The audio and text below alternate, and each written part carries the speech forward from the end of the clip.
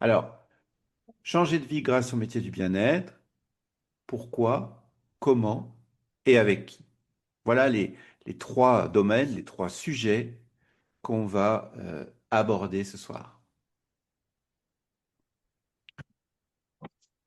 Parce que la plupart du temps, on va associer cette reconversion à une transformation personnelle. Ça va au-delà de l'aspect professionnel. C'est une transformation personnelle et une quête de sens qui va se muer en une nouvelle activité professionnelle, utile aux autres et épanouissante pour soi-même. C'est donc la mise en corrélation, la jonction entre deux aspects, et on va vraiment parler de ça ce soir.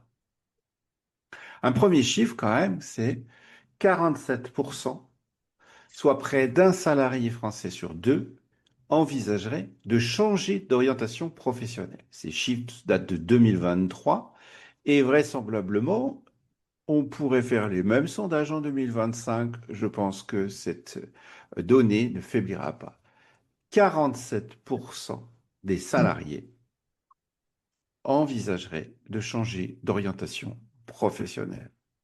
Ça montre que, alors, il y a toujours de toute façon un pourcentage de gens qui sont salariés qui envisagent de changer d'orientation professionnelle pour X raisons. Ils sont pas bien, ils ont envie de voir ailleurs, et ils ont une mutation, ils ont envie de changer d'environnement géographique, des changements familiaux. Bah, bref, il y a toujours ça, il y a toujours. Mais on est dans un mouvement qui augmente. On a une augmentation massive du nombre de salariés qui cherchent à changer. Mais ce qui est intéressant, c'est de voir que, là j'ai parlé des salariés, mais plus généralement, c'est un actif français sur deux qui envisage de changer de métier. Donc on n'a pas que les salariés, on a aussi les indépendants. Hmm. Et ça nous montre que c'est un mouvement encore plus large. 26%, 26% dans ce nombre disent être concrètement en démarche de reconversion en 2025. Donc il y a ceux qui envisagent et puis ceux qui ont vraiment commencé. C'est-à-dire, il y a une réflexion active, mais quand on parle de réflexion active, c'est-à-dire qu'on a vraiment entamé des recherches. Donc on est déjà dans un système, si ça vous parle, on est déjà dans l'intention niveau 2. Et il y a des gens qui sont déjà dans une formation en cours, comme il y en a ici ce soir. OK? Eh oui. Donc, ça donne en même temps une photographie de la masse de gens que ça représente. C'est énorme ce que ça représente. Et bien sûr, vers où vont-elles se porter ces personnes? Ben, sur un tas de secteurs différents. Mais le secteur du bien-être, c'est l'un des plus choisis pour réaliser cette transition. À votre avis, pourquoi? Pourquoi le secteur du bien-être? C'est ce qu'on va voir. Mais ça correspond aussi à un appel intérieur profond, à un besoin d'épanouissement qu'on n'a pas trouvé jusqu'à présent. Fuir un système qui est contraignant. On a parlé des salariés, mais pas que. Il y a aussi les actifs indépendants et une recherche de sens. Donner du sens. C'est quelque chose qui apparaît de plus en plus dans le monde du travail. Alors, le secteur du bien-être en France, c'est un marché qui est énorme. C'est un marché colossal. Je vais vous donner quelques chiffres. En 2020, ça représentait 53 milliards d'euros en France. Mais quand on parle de bien-être, on parle du fitness aussi, des spas, de la beauté, de la nutrition, de la coiffure aussi, pas que le domaine des soins de bien-être comme les nôtres, bien évidemment. Donc c'est un marché large, un marché très très important. Mais ce qui, au-delà du chiffre, parce que le chiffre 53 milliards, pour nous qui dame moyen, ça représente rien. Enfin, je veux dire, c'est des chiffres qui nous sont balancés comme ça. Mais regardez ce qui se passe, surtout. Une croissance de 7,5% par an. C'est bien plus que la croissance économique française. Ça représente plus de 100 milliards en 2030. Ça veut dire qu'on double. C'est un marché qui double en 10 ans. C'est colossal. Quand je vous dis que c'est colossal, c'est colossal. Ce marché représente aussi les attentes des gens, hein. Mal-être grandissant, demande de bien-être grandissante, c'est évident. Mais cela attire bien sûr les convoitises, comme vous pouvez vous l'imaginer. Cette réalité économique, elle a été jaugée, anticipée par le monde des affaires, par les labos de produits naturels, j'ai mis ou pas naturels, et tous les organismes qui sont acteurs de ce marché. Et on va voir la formation, les assurances, les vendeurs de produits, les vendeurs de matériel, les banques, enfin bon, bref, vous pouvez imaginer ce que ça représente. La construction, l'immobilier. Il y a beaucoup de parts de gâteau à aller chercher. Alors, nous, ce qui nous concerne, c'est comment nous développer dans ce marché en tant que praticien indépendant. Alors, qui sont vraiment les personnes qui franchissent le pas? Il y en a ici. Quelles sont-elles? Pourquoi est-ce que ce mouvement va durer? Pourquoi ce mouvement va grandir? Et quelles sont les clés pour réussir sa transformation professionnelle dans ce domaine? Dans la première partie, on va voir le profil psychologique des personnes qui se reconvertissent vers le marché du bien-être. Alors, 80-90% sont des femmes. Bah, voilà, hein, c'est représenté ce soir dans l'audience. On a même peut-être un petit peu plus, principalement des personnes de sexe féminin, dans une tranche d'âge des 35-55 ans. Là, on a vraiment notre cible, ce qu'on appelle en marketing notre avatar. Donc, vous allez vous y retrouver. Et puis, des personnes qui ont un parcours déjà, soit dans l'encadrement, dans le domaine de l'entreprise ou de la fonction publique, du secteur public, employés, professionnels du soin, de la relation d'aide, du soin paramédical ou médical.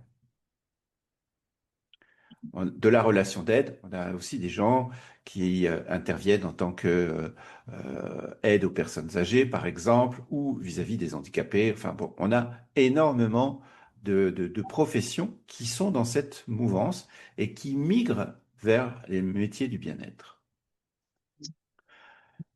Pour aller de ce domaine vers le nôtre, il y a des déclencheurs. On va voir quels sont ces déclencheurs émotionnels. Alors, le burn-out, phénomène de saturation, où on se retrouve pratiquement du jour au lendemain incapable de bouger, incapable de faire quoi que ce soit, en perte complètement d'énergie, en perte de repères, en perte de sens, en perte de beaucoup de choses. Et alors, ce phénomène de burn-out, il est là aussi en évolution, mais si on regarde sur 480 000 personnes touchées en France, et ça, c'est des chiffres assez récents. 480, donc on va arrondir à 500 000 personnes concernées par un état de souffrance au travail. Donc il faut bien graduer, hein. Il y a un état de souffrance au travail, dont 7% spécifiquement touchés par le burn-out, donc vraiment en arrêt, parce que ces gens-là ne peuvent plus travailler. Et vous pouvez imaginer ce que ça représente en même temps en tant que charge pour une collectivité.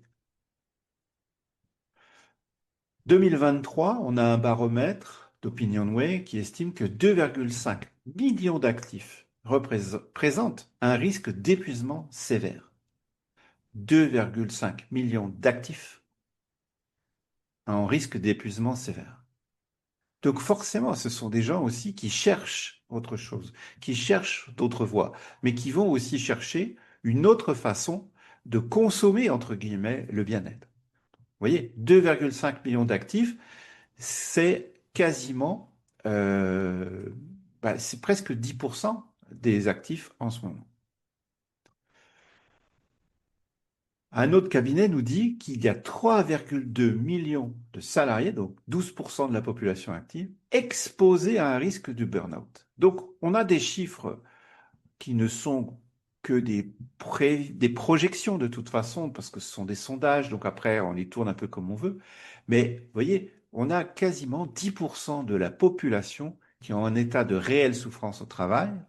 Donc, si vous avez un actif sur 10, c'est on va dire, un client potentiel pour les cabinets de médecine alternative.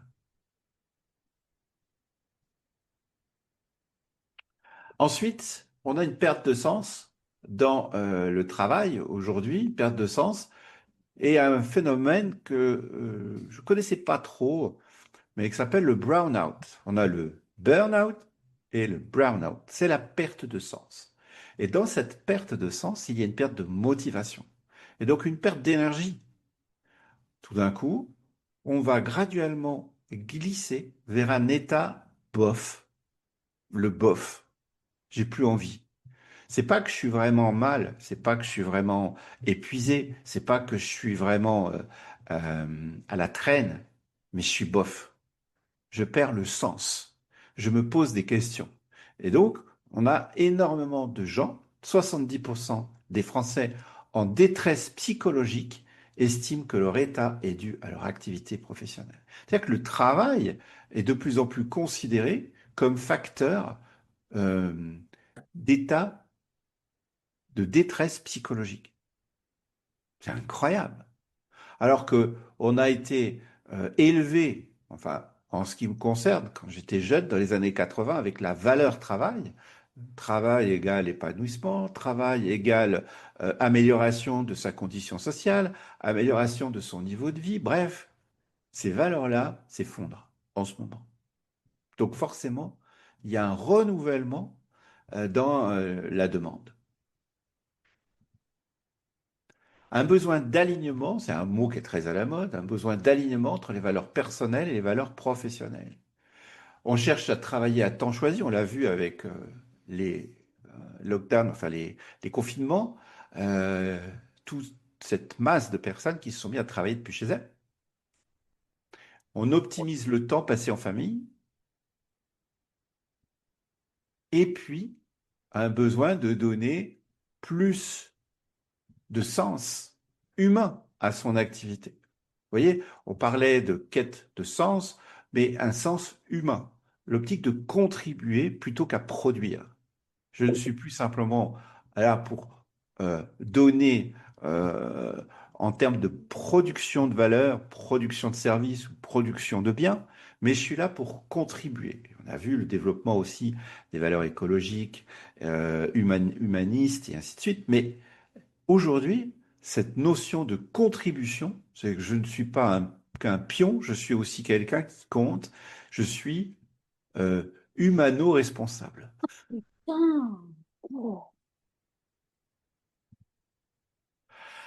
Autre aspect de la reconversion, c'est aussi l'expérience qui peut être vécue avec des thérapies alternatives, avec des rencontres avec la thérapie alternative, avec des personnes ou avec des méthodes. Et notamment quand on a vécu dans sa chair une maladie grave et qu'on s'en est mieux remis, mieux sorti grâce à une pratique de santé alternative. Et donc, on a une certaine forme de reconnaissance vis-à-vis de ça.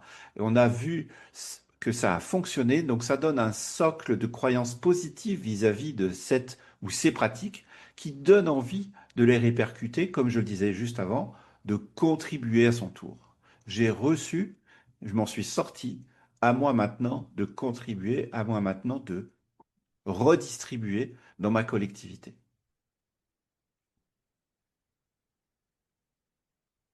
Tout va bien? Oui, tout va bien? Oui, oui, oui, oui, tout va Ok, bien. Oui, oui, on oui. continue. Alors, quelles sont les motivations? Bon, on va revenir un peu sur ces domaines, mais L'autonomie, alors ça c'est quelque chose aussi qui est très important dans le profil des gens qui se reconvertissent dans le métier du bien-être, c'est maîtriser mon emploi du temps. Pas forcément travailler à temps plein, travailler à temps choisi, travailler comme j'en ai envie. Bon, c'est pas toujours simple, hein, c'est pas toujours évident, c'est pas toujours comme ça que ça se passe. En tout cas, c'est une ambition. Une ambition aussi de transmission. Comme je le disais, contribuer, mais transmettre. Je veux transmettre quelque chose d'utile. Hein, un certain nombre d'entre vous se destinent aussi à aller transmettre à travers la formation d'autres thérapeutes. Donc il y a ce besoin qui est inscrit en vous. Et les métiers du bien-être nous offrent cette opportunité finalement de à la fois de travailler comme on le souhaite, mais aussi de pouvoir transmettre un message et de, de donner du sens, bien sûr, à son travail et un équilibre de vie qui concilie l'épanouissement personnel, l'épanouissement professionnel. Et ça, il y a des milliers de personnes qui partagent cela, qui partagent ces doutes, qui partagent ces rêves, qui partagent ce désir de reconversion qui est finalement très légitime. C'est un mouvement de société. Il l'était peut-être moins il y a 20 ou 30 ans de cela. Aujourd'hui, c'est quelque chose de tout à fait normal. Euh, Moi, il y a 30 ans, j'ai fait une grande reconversion déjà. J'avais fait une grande mutation professionnelle, un grand virage professionnel qui était très mal vécu dans mon entourage. On ne comprenait pas pourquoi j'allais vers ces métiers-là. Aujourd'hui, c'est quelque chose qui est tout à fait accepté, tout à fait bien vécu, et on va voir que quand même, il y a d'autres écueils aujourd'hui. Alors, quelles sont les tendances, quelles sont les projections par rapport à cet univers? On va regarder les chiffres. Donc, je vous ai parlé du marché. Tout à l'heure, on va regarder maintenant en termes de nombre de personnes qui vont s'agglutiner sur ce marché des praticiens de bien-être. Alors, les naturopathes, par exemple, on voit 20% par an de nouveaux praticiens. Il y en avait quelques centaines il y a une quinzaine d'années. Maintenant, on en dénombre 6 000 en 2025. Évolution 2028, on va plutôt vers les 10 000.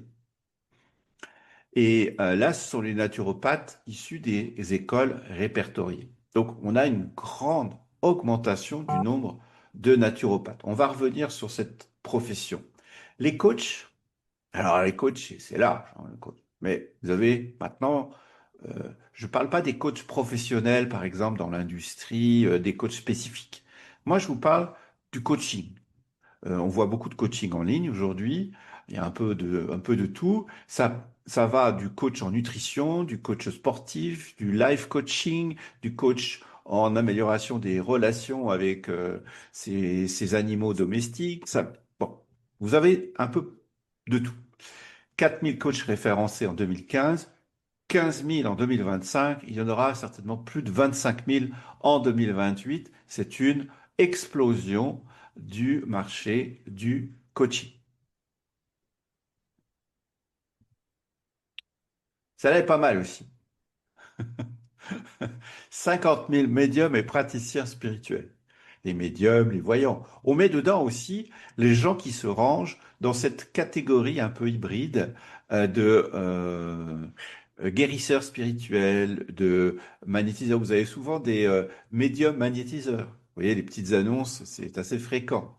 Et là, on peut s'attendre à une très forte hausse à venir parce que la demande spirituelle, elle est très importante. On n'est plus dans une demande de bien-être, là. C'est déjà quelque chose au-delà de ça. Et puis, c'est très facile de s'installer aujourd'hui dans ces métiers-là. Ok. Et nous, on est souvent à la frange de ça, euh, parce que, vous allez le voir, nous sommes en plein dans une demande, mais qui n'est pas forcément structurée.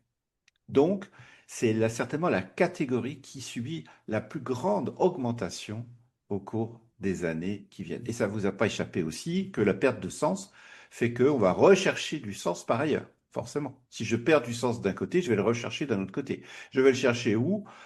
Ben, pas forcément dans les bonnes directions. Enfin, encore que, c'est pas à moi de dire quelles sont les bonnes ou les mauvaises directions. En tout cas, cette offre est là parce que la demande est très importante.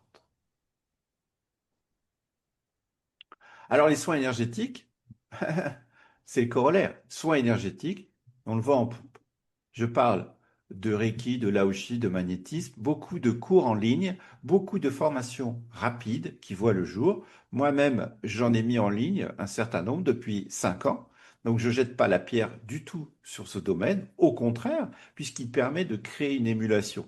Et il va nous permettre ensuite de fabriquer quelque chose. C'est le socle sur lequel nous allons pouvoir développer quelque chose. L'intérêt manifeste, il est là car on peut s'installer rapidement, on peut s'installer sans frais, on ouvre son numéro de SIRET en ligne avec l'URSSAF et on peut avoir l'espoir d'un nouveau job rapidement. Et je pourrais faire la petite parenthèse avec aujourd'hui énormément d'offres de coaching en ligne pour pouvoir remplir son cabinet grâce au super pouvoir des marketeurs spécialisés. Et vous savez ce que j'en pense. Et ah, ben, beaucoup de ces gens qui vont s'installer rapidement vont découvrir l'envers du décor. Et je pourrais faire un sondage dans l'audience de ce soir où vous pourriez apporter votre pierre à cet édifice et venir témoigner de cet envers du décor, qui ne suffit pas de poser ses mains et de traiter les douleurs par magie. Il y a bien d'autres choses à considérer. Et bien sûr, nous allons en reparler. Alors, parlons de la naturopathie. Je me suis attardé un peu sur le cas de la naturopathie. Pourquoi? Pas parce que c'est un des socles, finalement, des médecines alternatives. 44% des Français ont déjà eu recours à la naturopathie. Donc, c'est pas marginal. Hein, c'est un peu comme les médias mainstream. Naturopathie s'est implantée, c'est euh, vraiment révélé chez les Français comme une pratique de santé naturelle. Un gros souci néanmoins, c'est l'efficacité. L'efficacité, je veux dire, du direct quand je sors du cabinet. Qu'est-ce qui s'est passé? Aujourd'hui, la demande des gens est une efficacité rapide, mesurable, avec un vrai biofeedback. Et le problème de la naturopathie, c'est que c'est une démarche d'éducation avant d'être une démarche de soins. C'est-à-dire c'est une démarche d'autorégulation. C'est une démarche de fond. Elle est très intéressante, elle est très, je dirais, importante, mais peut-être que vis-à-vis de la population d'aujourd'hui qui zappe beaucoup, elle est en demande d'efficacité rapide. Donc, elle a un écueil à ce niveau-là. Donc, on a beaucoup de gens qui se destinent à faire des formations en naturopathie, mais qui vont se retrouver dans des situations où elles vont devoir ajouter d'autres choses pour finalement faire venir des gens et les faire revenir. Donc, c'est plus culturel qu'opérationnel, voyez-vous? Donc, faire une formation de naturo aujourd'hui pour considérer que on va engager sa carrière et en faire une vraie démarche professionnelle, je dirais ça ne suffit pas. Bien sûr, c'est culturel, c'est ce que je répète. Alors, le massage, j'ai voulu parler du massage, qui est finalement la thérapie naturelle la plus répandue dans le monde.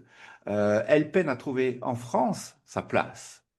Elle est intégrée, c'est vrai, dans les instituts esthétiques, dans les spas. Elle a un coût de fonctionnement élevé si on est indépendant, parce qu'il faut un local pour ça, il faut des consommables, il faut du chauffage, surtout que la France est un pays où il faut chauffer quand même entre 4 et 6 mois par an. Donc, et qu'un cabinet de massage ne supporte pas des températures basses. Donc, il y a un coût de fonctionnement qui est plus élevé que si vous aviez un autre type de soin, par exemple. Et de plus, il y a un désagrément pour une indépendante, c'est les risques de conflit avec les kinés. Souvent, si vous tombez sur des gens qui vont vous embêter, ben, ça peut vous mettre de la pression. Il y en a certains qui arrêtent à cause de ça. Il y a une mauvaise image du massage érotique, donc vous êtes embêté par des demandes qui sont pas toujours faciles à traiter. Et puis surtout, le massage, il est épuisant quand on a une pratique soutenue. C'est-à-dire que si vous êtes vous destinez à faire du massage, mais que vous avez du succès, ce que je vous souhaite, c'est que derrière, il va falloir aussi maintenir la cadence. Et quelqu'un qui fait entre 3 et 4 massages par jour, au bout d'une semaine, je peux vous dire que c'est vraiment épuisant. Je l'ai pratiqué pendant des années, je peux vous dire que c'est épuisant. Je sais de quoi je parle. Parlons de l'ostéopathie. L'ostéopathie qui reste quand même une pratique non médicale. OK? Même si elle a pignon sur rue. D'autant plus que l'État a renouvelé les agréments pour les écoles jusqu'en 2028. Mais il va y avoir du tri à partir de là. Et il y a beaucoup de voix qui s'élèvent aujourd'hui au sein de la sécurité, enfin au sein des mutuelles, je veux dire, même au sein des kinésithérapeutes et plus largement au sein de la communauté médicale, pour dérembourser l'ostéopathie, qui aujourd'hui est prise en charge par les mutuelles. Et imaginez-vous que cela se passe, il y aurait donc une perte de clientèle très importante pour les ostéopathes. Une clientèle qui, d'une certaine façon, serait redispatchée dans toutes les autres pratiques. Vous voyez, ça c'est un élément aussi qu'il faut intégrer et peut-être envisager ou devancer. L'ostéopathie est plébiscitée par les Français. L'ostéopathie est la première médecine non conventionnelle, 80% d'opinions favorables. Euh, Plus d'un Français sur deux a déjà consulté un ostéopathe au cours des 5 dernières années. C'est pas rien, hein. Donc il y a une trace dans l'esprit des Français que ostéopathie égale médecine non conventionnelle, ça on le sait, mais efficace, quelque chose qui fait du bien. Un petit couplet sur les entreprises. Les entreprises investissent, grosso modo, dans ce marché, 10% par an, en plus dans le bien-être au travail. Donc vous avez vu le marché qui augmente de 7,5% par an. Eh bien, la part des entreprises vis-à-vis de leurs salariés augmente de 10% par an. Donc, c'est une augmentation plus importante que l'augmentation du marché. Ça donne une tendance. Et cette tendance est aussi favorable pour les professionnels du bien-être. Le monde corporate, qu'on l'appelle, hein, et a compris l'enjeu, bien sûr, pour répondre, pas d'une façon forcément curative, mais peut-être préventive, à toutes les problématiques qu'on rencontre. Burnout, brownout, perte de sens, perte d'envie, perte de motivation, sous-entendu, perte de productivité, bien sûr. OK? Mais une entreprise est là pour faire du profit. Et si les gens qui travaillent dans cette entreprise n'ont pas à cœur de réaliser un profit pour l'entreprise, ça ne va pas aller loin. Donc finalement, mieux-être au travail égale amélioration du profit. Donc les pros du bien-être ont intérêt à intensifier leur démarche dans le monde de l'entreprise. Et je vous ai déjà dit, ceux qui me suivent ici, à quel point nous, avec nos pratiques de micromassage, nous avons cette possibilité d'aller nous projeter dans le monde de l'entreprise et apporter des solutions mieux-être. Donc le problème, il est là, c'est comment vendre ces prestations, vendre étant souvent un gros mot dans notre communauté. C'est bien dommage, mais pourtant, c'est une réalité. On a vu la pandémie a accéléré le phénomène de la digitalisation. Ça veut dire aussi qu'on a une autre forme de consultation, une clientèle qui peut être plus large, plus jeune et plus connectée. Donc, on peut faire des suivis en distanciel. Ça, c'est quelque chose qui est tout à fait admis aujourd'hui. C'est-à-dire, je fais une séance au cabinet, je peux ajouter une séance en visio. C'est tout à fait envisageable. Quelque chose, regardez-vous, vous consommez du visio aussi de façon beaucoup plus importante qu'il y a 5 ans. Maintenant, posons-nous des questions. On a vu une augmentation massive du marché du bien-être, de la demande, en fait, de consommation bien-être. On a vu aussi une augmentation potentielle importante du nombre d'acteurs dans ce marché. Donc, est-ce que le marché va se saturer? Souvent, on se pose la question, hein. Quand chacun de vous voit de plus en plus de praticiens s'installer, envahis de pubs sur les réseaux sociaux, ok? On se dit, ah, moi je vous réponds que non, le marché n'est pas saturé, loin de là, mais il est plus exigeant. La différence est très importante. C'est-à-dire que le marché va devenir plus qualitatif, avec des strates, différentes couches de demandes plus matures en fait. Il y a de la place pour les nouveaux praticiens, mais plus pour les amateurs. Et c'est ça qui fait la différence. C'est-à-dire qu'il y aura toujours une catégorie de praticiens reconvertis, sans réelle formation et sans désir forcément de se former. Mais le public, lui, il est informé. Le public, lui, il a de plus en plus l'habitude maintenant. Et donc, il est plus avisé et il est plus sélectif. Le train qui est en marche est intéressant à prendre, mais il nous faut la bonne préparation pour construire notre place.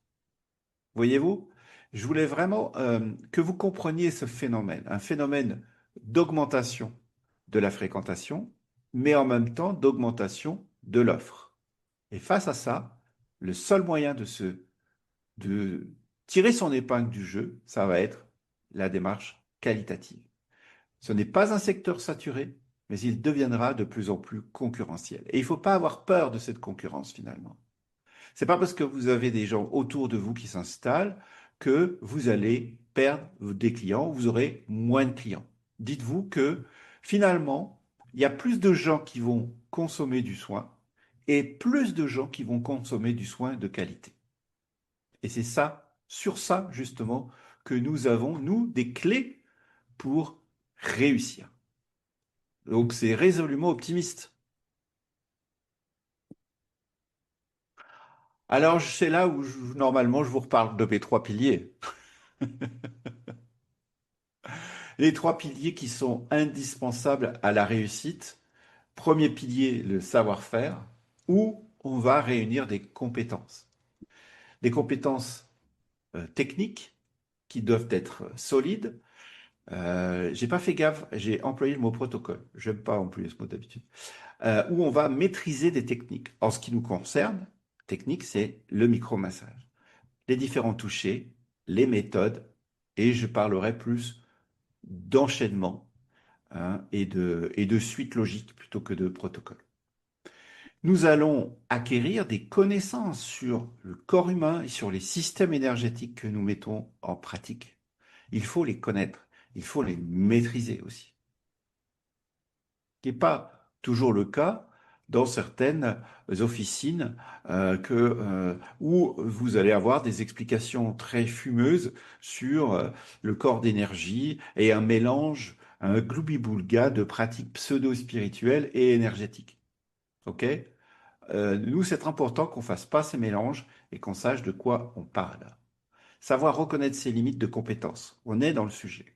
Qu'est-ce qui est de ma compétence? Qu'est-ce qui ne l'est pas? Je ne suis pas psychothérapeute, je suis a fortiori pas médecin, je ne suis pas kinésithérapeute, ok? Je suis là pour apporter une prestation et je sais quel type de prestation je vais apporter. Parce que je sais ce que je vais apporter, je suis donc clair avec moi-même et c'est ça qui me donne ma légitimité, ma clarté, ma légitimité. Donc, ce pilier du savoir-faire, c'est le domaine avec lequel vous construisez votre légitimité professionnelle. Maintenant, il y a un deuxième pilier qu'on va appeler le savoir-être thérapeutique. Dans ma qualité d'écoute, dans mon comportement, ma qualité de présence, la façon avec laquelle je vais vraiment offrir aux gens la meilleure prestation. Parce qu'avant toute chose, ce que les gens viennent chercher, c'est une personne. Bien sûr, c'est des résultats, c'est une pratique qui va les soulager, mais cette pratique, elle est délivrée par un être humain. C'est pas encore une intelligence artificielle. C'est un être humain avec ses mains, avec son cœur, avec sa présence, avec tout le temps qu'il va mettre à disposition. Donc tout cela, c'est aussi important d'avoir ce savoir-être pour ne pas se consumer soi-même. Avoir une posture professionnelle. Qu'est-ce que ça veut dire d'avoir une posture professionnelle? C'est savoir ce que l'on a à faire, savoir aussi dire non parfois, savoir ne pas dépasser des choses et savoir aussi appliquer un tarif. Avoir une posture professionnelle, c'est ça aussi. Parce que un professionnel, c'est quelqu'un qui fait payer sa prestation, payer son temps. OK? Donc, faut pas le faire n'importe comment, faut pas brader, faut pas escroquer. Donc, c'est cette notion de juste posture professionnelle qui est importante. La notion de limite relationnelle et d'éthique et de déontologie. Ce sont des choses qu'on aborde aussi chez nous.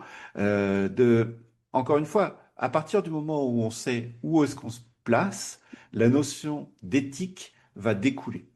Les limites relationnelles sont indispensables dans nos métiers. Mais quand on arrive sans formation, quand on arrive sans avoir été, sans éducation à ces métiers, sans éducation à cette dynamique, eh bien, on risque de se perdre et de se vautrer, comme on dit. Hein, voilà. Troisième aspect, le faire savoir. Le faire savoir, le savoir-faire entrepreneurial, c'est du faire savoir. Être entrepreneur. Un indépendant reste un indépendant. Et donc, si je suis indépendant, eh bien, c'est à moi de déterminer ma zone de travail. Donc, savoir installer mon activité, savoir développer ma clientèle et savoir gérer administrativement et financièrement cette clientèle, mon activité. Donc, euh, on peut aborder les aspects juridiques, les aspects administratifs aussi pour garantir le succès dans l'activité. Et la communication et la vente éthique. Éthique. Le mot vente n'est pas un mot tabou. Vendre, c'est partager. Vendre, c'est réaliser sa mission. Si je ne vends pas ma prestation, comment je peux partager? Comment je peux contribuer? Comment je peux aller dans le sens que j'ai donné dans ma reconversion? C'est impossible. Donc, lorsqu'on aborde sa reconversion professionnelle, mais qu'on oublie sciemment de s'intéresser à ces aspects, communiquer et vendre, on se tire une balle dans le pied. C'est ça la différence entre bricoler et être professionnel, finalement. Bricoler, j'ai fait un stage, je me lance. Allez hop, après tout, c'est facile, il y en a d'autres qui le font, pourquoi pas moi? Et être professionnel, c'est acquérir des compétences, savoir ce qu'on fait et pourquoi on le fait. Aujourd'hui, je vous l'ai dit tout à l'heure, hein, il y a une maturation du marché, une évolution dans la demande. On cherche des gens compétents, pas des improvisateurs. Combien de fois on m'a rétorqué que grâce au micromassage, enfin, euh, on savait placer ses mains correctement, on savait quoi faire dans une séance et on n'avait plus à improviser, pas à se demander à l'avance est-ce que ça allait marcher. C'est ça toute la question, hein. Quand on arrive et que on a en face de soi un pseudo-praticien qui se pose la question de comment il va faire, qu'est-ce qu'il va faire, est-ce que ça va marcher, est-ce que ça va tenir, ça met un stress, forcément. À l'inverse, dès lors que vous avez face à vous quelqu'un qui connaît son métier et qui sait à l'avance comment il va vous aborder, vous êtes tranquille, vous êtes pris en charge. Et ça fait toute la différence. Donc pour nous, la question de la formation, c'est une assurance de légitimité, de confiance. Alors, là, il y a une chose intéressante. Les pouvoirs publics, qu'est-ce qu'ils vont faire à votre avis? Les pouvoirs publics vont poursuivre une action de structuration du marché. C'est déjà en route, c'est déjà dans les tablettes de toute façon. On est déjà dans une période où on pourrait anticiper ce qui va arriver. Des formations officielles, entre guillemets, naturo, sophro, commencent à se positionner pour obtenir des titres RNCP, ok? Reconnaissance de la qualification professionnelle, des certificats professionnels. Mais le problème, c'est que il y a un objectif derrière, c'est de se faire reconnaître et prendre en charge, se faire prendre en charge par des mutuelles. Et là, derrière ce mot, il y a quelque chose qui me gêne un peu, moi. Parce que se faire prendre en charge, c'est aussi devenir redevable. Et l'hypothèse est très hasardeuse. Parce que je pense que si demain les mutuelles vont dérembourser l'ostéopathie, parce qu'on en parle, ce n'est pas pour prendre en charge d'autres pratiques comme la naturo ou la sophro, même si la sophro peut être prise en charge parfois. Mais réfléchissez bien à ça. Les premiers organismes censeurs, qui ne sont pas forcément ceux auxquels on pense, risquent d'être les assurances RC Pro. Parce que les assurances RC Pro vous demandent de plus en plus des garanties, des gages avant de vous inscrire. OK? Donc, le but, ça va être aussi ça va être d'écrémer les gens sans formation. Et sans RCP, c'est quasi impossible d'exercer. C'est un énorme risque qu'on va prendre.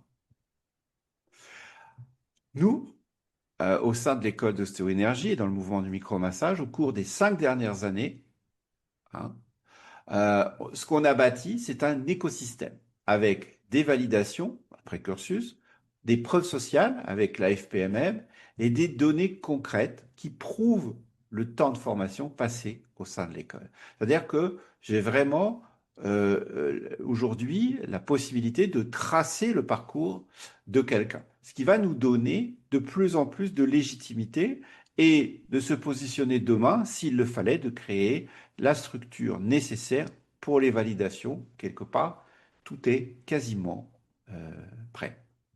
Donc, qu'est-ce qu'on a vu ensemble depuis tout à l'heure?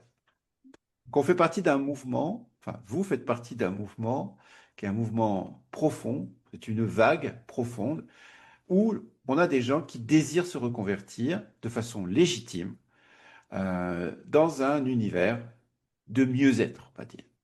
C'est un marché qui grandit. Tiens, j'en reconnais quelques-unes là. Un marché qui grandit, mais qui demande des praticiens et des praticiennes formés, de plus en plus formés.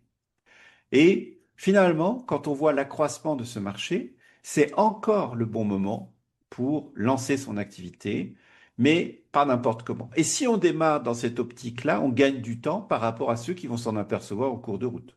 Ça, c'est sûr. La clé du succès, c'est donc une formation sérieuse, structurée. C'est pas que ça, hein. Je ne veux pas dire qu'il y a que ça, hein. Mais si vous n'avez pas ça, ça va être ennuyeux, c'est assez sûr. La passion, elle, ne suffit pas, il faut des compétences.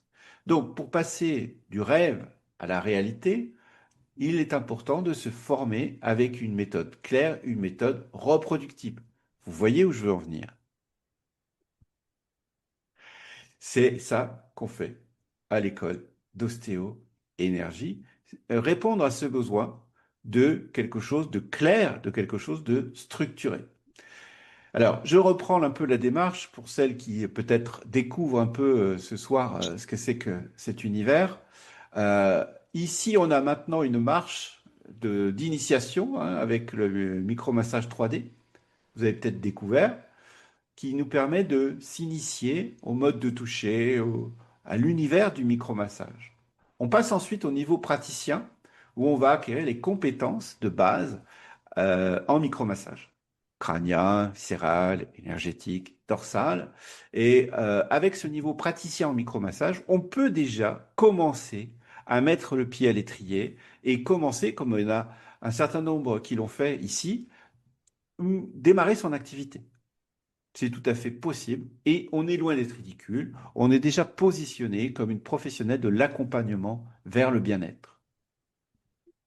Ensuite, au-delà de ça, on a le niveau expert qui, lui, va nous emmener vers la pratique ostéo-énergétique où on va se spécialiser, on va se perfectionner et on va atteindre la pratique d'ostéo-énergie pour justement correspondre à un large spectre de demandes, douleurs, stress, avec des réponses rapides, des réponses calibrées, des pourquoi je dis des dépenses? Des réponses qui vont être adaptées à la demande des gens. Je vous ai dit, hein, euh, un marché qui augmente, mais qui se qualifie. C'est-à-dire que les demandes sont de plus en plus exigeantes avec un besoin d'un biofeedback rapide. Donc, ce que l'on propose, nous, dans l'école d'ostéoénergie, c'est une pédagogie qui se veut unique. Elle est unique par rapport à l'approche, par rapport à l'aspect anatomie, physiologie énergétique, la compréhension des systèmes énergétiques sur laquelle on va travailler. Donc on donne beaucoup d'informations, bien sûr, sur les techniques, sur les méthodes, sur le savoir-faire, mais pas que.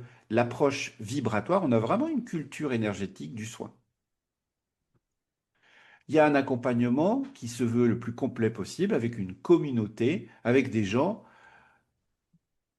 solidaires. Solidarité, ça ne veut pas dire que on est tout le temps fourré les uns chez les autres, mais ça veut dire qu'on essaye de mettre les choses en commun et on le voit notamment au niveau des communautés qui se créent en ligne et l'association aussi, l'association de loi 1901. Donc, il y a de la supervision, il y a du mentorat, il y a ceux qui sont dans le cycle ostéo-énergie en ce moment, qui sont dans ce cycle de déboucher avec du mentorat avec moi.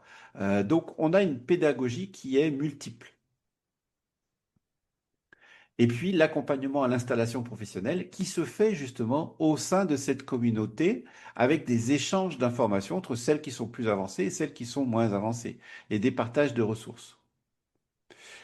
Alors, j'avais mis cette diapo, le témoignage rapide, parce que je sais qu'il y en a ici qui sont déjà bien avancés, qui sont déjà même formatrices ou thérapeutes en ostéo-énergie, et je peux leur donner la parole pendant quelques instants. S'il y en a qui veulent intervenir, je pense à Karine que je vois ici, je pense à Sandrine, je pense à Agnès, laquelle veut dire deux mots par rapport à ce cursus, par rapport à ce qu'on peut trouver dans ce cursus, qu'est-ce qu'on peut envisager. Il y a Carole qui est ici aussi, qui suivent depuis maintenant un certain nombre d'années. Rassurez-vous, je ne veux pas vous dire, je veux pas vous demander de dire que le cursus de l'EDO c'est le meilleur du monde, mais simplement de témoigner dans votre parcours. Est-ce que vous vous retrouvez déjà dans la présentation que j'ai pu faire? Qui commence? On a Moi, je C'est veux bien qui? commencer. Karine. Oui, oui, mais moi, je me retrouve à peu près, puisque moi, j'ai un cabinet de shiatsu depuis 13 ans, donc c'est vrai que que tout ce qui a été dit au début, je me suis pas sentie concernée parce que j'ai l'expérience de la création du cabinet, mais ceci dit, tout ce que m'a apporté l'école, euh, ça a été vraiment un plus par rapport à ce que j'avais moi. Et ça m'a apporté une nouvelle clientèle en fait, des gens qui viennent pour autre chose que pour le shiatsu. Et aussi Mhm. des gens qui viennent pour le shiatsu et pour ça aussi. Donc Mhm. je trouvais que c'était assez intéressant de d'augmenter ce spectre-là en fait. Et maintenant que tu as aussi atteint ce niveau de certification en ostéoénergie, comment est-ce que tu as pu placer maintenant ta pratique? À quel niveau tu la places? Eh ben, quasiment au-dessus de du shiatsu que je faisais avant. Maintenant, quand on m'appelle, je parle plus d'ostéo-énergie finalement que de shiatsu parce que j'ai envie aussi d'aller par là et parce que pour moi, c'est moins physique aussi. Mhm. Et voilà, il y a aussi cet aspect-là quand même. Que je trouve très intéressant parce que c'est une technique douce et que physiquement, c'est moins impactant pour moi que le shiatsu. Bien Voilà, sûr. mais c'est vrai que ce que j'essaye de mettre en premier, c'est l'ostéo-énergie. Parce que déjà, j'adore faire ça. Et puis voilà, je trouve qu'en plus, ayant du résultat, pourquoi ne pas le faire, quoi. Absolument. Donc là, on parle de bien-être au travail, même pour le praticien. Ouais, mais exactement. Ouais, c'est ça. C'est ça. Et C'est là, tu intéressant vois, parce que, j'ai une ouais, attelle. ah, Aujourd'hui, j'ai pas fait de shiatsu, j'en ferai pas demain, hein, mais oui, je mais, l'enlève l'attelle pour faire les soins, il n'y a pas de souci, quoi. oui. Mais même avec une attelle, tu peux quand même faire les soins en ostéo-énergie. Ah ben complètement, ouais, ouais. Je suis allée voir le médecin, j'ai dit, mais je veux pas que vous m'arrêtiez, moi, je veux travailler, quoi. Surtout, m'arrêtez pas. Bon, voilà. Et oui, on parlait des masseuses, par exemple, une femme qui Ouais. veut s'installer dans un cabinet de massage, la dépense physique, elle est importante, il faut le prendre en considération, hein. Alors que c'est vrai que un cabinet d'ostéo-énergie, on a forcément une dépense physique, évidemment, mais on a une qualité de travail, une qualité de posture, une qualité vraiment de bien-être pendant les consultations qui est importante. Oui, vous, qui confirme? Je vois Sandrine là qui...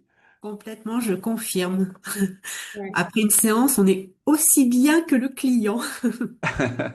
C'est important Donc, parce je qu'on cherche le redemande. bien-être aussi. Donc, Ouais. oui. Et c'est quelque chose au long cours, quoi. Je veux dire, c'est tous les jours que c'est comme ça. Non, mais je peux? Nathalie, oui. Alors, je suis pas encore certifiée par l'école, hein, même si je suis dedans, mais moi j'ai commencé tout en bas et au fur et à mesure des formations, on se rend compte que finalement on prend beaucoup d'assurance, il n'y a quasiment pas de risque. Ça, du coup, au début, ça nous rassure. Tout est très balisé. Tout est très bien expliqué dans les cours qu'on peut prendre par correspondant, enfin en visio, sur les plateformes. Et en fait, toute la méthode est faite pour qu'on puisse progresser dans la sécurité, dans la bienveillance. Et on se rend compte au fur et à mesure qu'on évolue que finalement, c'est pas juste un métier, c'est pas juste une méthode. Il y a au-delà de ça, il y a tout ce que l'on peut apporter aux gens, tout ce que ça nous apporte à nous-mêmes, d'ailleurs aussi, hein, comme vient de le dire Sandrine. Et, et on se rend compte qu'on arrive finalement à des résultats qui sont bluffants. Et au début, on se dit, mais c'est moi qui ai réussi à faire ça?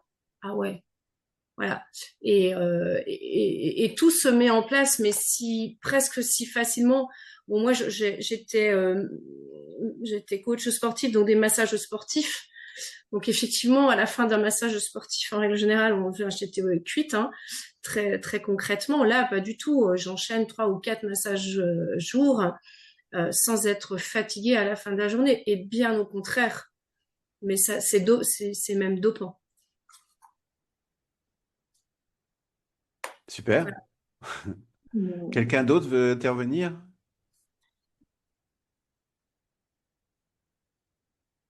Moi, je veux bien, dans le sens où ben, j'ai commencé vraiment par l'école. Avant de commencer à l'école, j'étais ben, salariée dans le privé, dans le Oui. secrétariat, donc qui n'a rien à voir avec le bien-être. Et du coup, quand j'ai découvert le micromassage, j'ai fait ma première formation en présentiel et ça a été l'élément déclencheur qui m'a permis aussi bah, de m'épanouir moi, de voir qu'il y avait d'autres possibilités. Et ensuite, j'ai intégré tout le cursus de l'école. Et là, c'est vrai que j'ai été aussi donc dans le cursus de la formation pour être formatrice.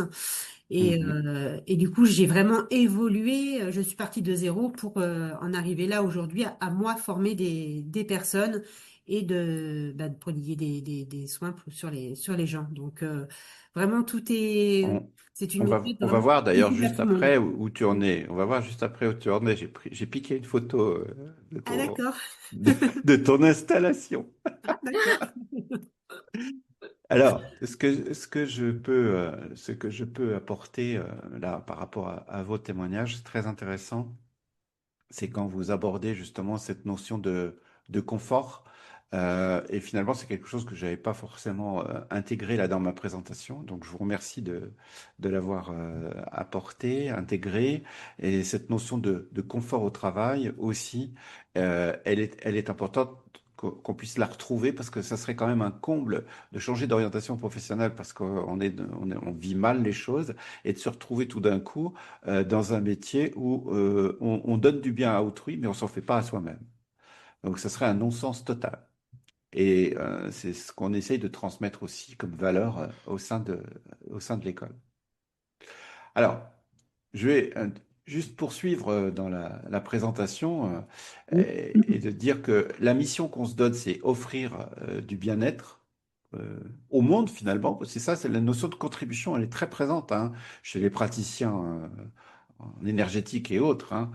Mais c'est cette notion de rayonner, rayonner autour de soi, offrir quelque chose qui soit merveilleux finalement. Mais il faut commencer par soi. Commencer par nous donner les moyens de devenir légitime. Parce que quand on ne se sent pas légitime, on va forcer les choses. Et quand on force les choses, on va pas très loin. On va s'épuiser. Et le problème, il est là. Donc, pour pas s'épuiser, il faut bien camper et bien être aligné, bien incarner cela. Donc, le rôle de l'école, c'est aussi ça. Depuis 5 ans, donc je le rappelle, il y a plus de 9000 personnes, on atteindra les 10 000, je pense, l'année prochaine, qui ont suivi un cours en ligne sur la plateforme de l'école. Le cursus, c'est un peu devenu une référence. Alors, c'est un peu une autoproclamation de dire que c'est un peu une référence, mais c'est juste par rapport aux échos qu'on a des gens qui tournent, des gens qui circulent, qui ont fait d'autres formations à côté, qui vont voir, qui viennent et qui disent ce qu'on trouve là, on ne le trouve pas ailleurs. Voilà. Une pédagogie qui est hybride, hein, c'est-à-dire on a une pédagogie qui est multiniveau, avec des modules online, donc qui sont bien sûr disponibles tout le temps. Il y a 30 formations, micromassage et tout l'univers autour qui sont accessibles dès qu'on rentre dans l'école d'ostéo-énergie. On a de quoi faire, on a de quoi se perdre, je dirais. Mais c'est important aussi de papillonner, d'aller voir ce qui se passe, de toucher du doigt, entre guillemets, d'autres pratiques. Il n'y a pas que le micromassage au sein de l'école d'ostéo-énergie. Et les contenus d'approfondissement qu'on délivre en direct avec l'équipe. 3 sessions par semaine en moyenne, en live, avec les replays qui sont aussi disponibles 24 heures sur 24, 7 jours sur 7, les replays dès le lendemain. Je ne crois pas qu'on a eu un bug pour l'instant avec des replays pas disponibles, mais ils sont tous disponibles dès le lendemain de la session. Tiens, voilà Nathalie. Voilà. Nous, ce qu'on cherche, c'est que derrière, il y ait une réalisation. C'est que nos étudiants aient une posture et qu'ils se positionnent, qu'ils trouvent leur place. Alors, j'ai pris l'exemple de Nathalie qui vient d'intervenir là tout à l'heure par rapport à son installation. Et pour le coup, Sandrine, pardon, Ouais, ouais, son ça. installation et sa nouvelle maison. C'est ça. Bon, tous n'achètent pas une maison hein, pour Non. s'installer quand même, hein. Mais chez Sandrine, c'était assez révélateur. Euh, et puis, on voit bah, de plus en plus de gens qui parlent du micromassage dans les salons bien-être, les salons professionnels. Et ça, c'est vraiment très intéressant. Et là, on a Christelle qui faisait partie de la première promo des praticiennes en ostéo, comme Karine ici. Et la question qui se pose, c'est ça. Aujourd'hui, est-ce que tu es prêt? Est-ce que vous êtes prêt finalement à passer de ce rêve, de cette ambition qui n'est pas forcément matérialisée, à en faire une réalité? Nous, on a les moyens de vous faire soigner les autres à travers ça. Voilà. Donc, je termine ma présentation pour vous dire, là, avec ce QR code, vous avez la possibilité tout simplement de prendre rendez-vous. Parce que finalement, aujourd'hui, je considère que le mieux, c'est que on s'adapte à chaque cas. Vous êtes tous différents. Voilà, vous qui avez suivi ce live, vous avez des questions, vous êtes peut-être déjà installé dans un cursus avec moi ou pas, ou en attente, ou en découverte, peu importe. Quelle que soit votre situation, on fait un bilan. Voilà, c'est un entretien gratuit pour voir qu'est-ce qui correspond à votre besoin. C'est un entretien qui dure à peu près 30 minutes et avec lequel ben, je vais vous présenter les modalités d'accès à l'école, quels sont les attendus, quels sont les différents cursus, en combien de temps vous pouvez réaliser ça, chacun va avoir des besoins différents, que vous soyez déjà installé en tant que professionnel ou en reconversion ou en réflexion. Ça changera quand même les choses dans votre implication. Donc, vous avez cette possibilité de prendre rendez-vous directement avec moi et on fait le point ensemble. Voilà. On passe aux questions-réponses si vous voulez, et puis de me dire, de me faire le retour, de savoir est-ce que cette présentation vous a apporté quelque chose? On est revenu là au kaléidoscope, oui, c'est bon? Ok. Qu'est-ce que vous avez appris de cette présentation?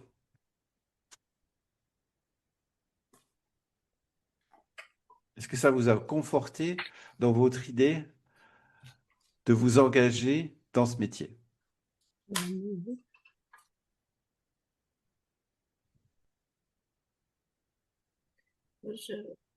Enfin, celles qui sont là depuis longtemps, oui, j'imagine qu'elles ont bien envie de continuer. Ah, mais il peut y avoir des interrogations aussi, hein, justement, hein, par rapport à cette notion de saturation. Parce que c'est souvent, c'est un sujet récurrent qui arrive, les saturations. Est-ce que on va toujours avoir des clients avec tous ces gens qui arrivent, qui vont s'installer? Euh, donc ce soir, c'était vraiment l'objectif, c'était de répondre à cette interrogation. Moi, j'ai une petite question. Comme j'ai commencé le niveau praticien, après, Oui. une fois qu'on l'a terminé, donc on passe au niveau expert. Et Mhm. dans le niveau expert, quels sont les modules ou les qu'est-ce qu'il y a d'autres techniques? On va plus en profondeur dans les techniques qu'on supervise par exemple, le massage 3D, ou est-ce qu'on approfondit à chaque fois le crânien, le viscéral et le dorsal, ou est-ce qu'il y a autre chose dans le niveau expert? Quelqu'un veut répondre ici? Oui, moi je veux bien répondre. Je voulais en profiter aussi pour répondre juste un tout petit peu avant. Du coup, moi je suis en niveau expert et en cursus validation style énergie sur la deuxième promo. Et je suis plutôt confiante. Je suis confiante sur la suite en fait, parce qu'on a vraiment, comment dire, une compréhension de ce que l'on fait et de qui on est face à nos clients, et ça change beaucoup de choses. Et du coup, pour répondre sur le cursus expert, non, tu vas apprendre d'autres choses. Tu vas aller encore plus loin en fait dans la pratique. Euh, Puis bah, après, il y a aussi l'expérience, le fait de pratiquer avec plein de clients. Mais non, moi, je suis très confiante, vraiment. Encore plus aujourd'hui d'ailleurs.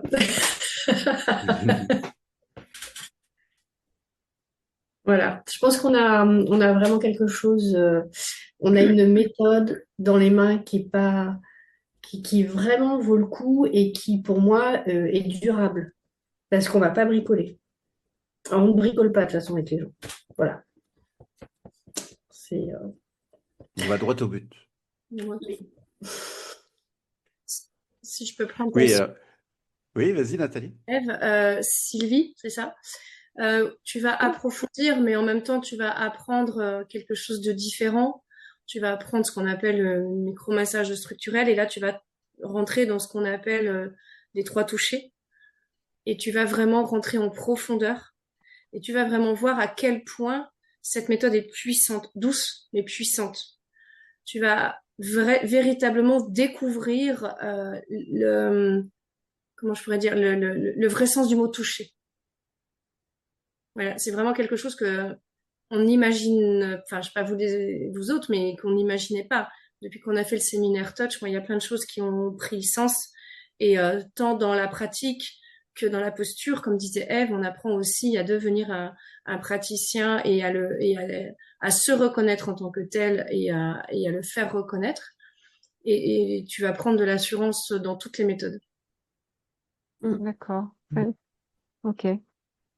Merci. Mais de rien. Mais tu vas apprendre les méthodes qui vont donner tout son sens à cette appellation d'ostéoénergie finalement. Ce que tu as appris jusqu'alors avec le niveau praticien, ce sont les déclinaisons simplifiées des méthodes qui vont être transmises au niveau expert. En fait, c'est un aperçu, c'est un aperçu des trois méthodes, des trois. Alors, euh, si tu parles de quoi? Tu parles du module MM3D. oui, oui, le MM3D, c'est l'aperçu. C'est un Après aperçu. et Après, après le, tu as le praticien, les praticien, formations avec du micromassage crânien, du micromassage voilà, énergétique, énergétique, viscéral, dorsal. voilà. Voilà. Ça, Donc là, ce sont des les bases formations complètes, oui, mais ce sont complètes, les mais piliers, c'est le niveau praticien micromassage.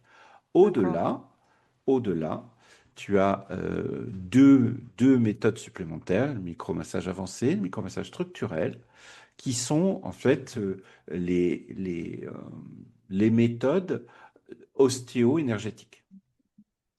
De la méthode Poyon, c'est ça? Pardon? C'était la méthode d'après la méthode comment?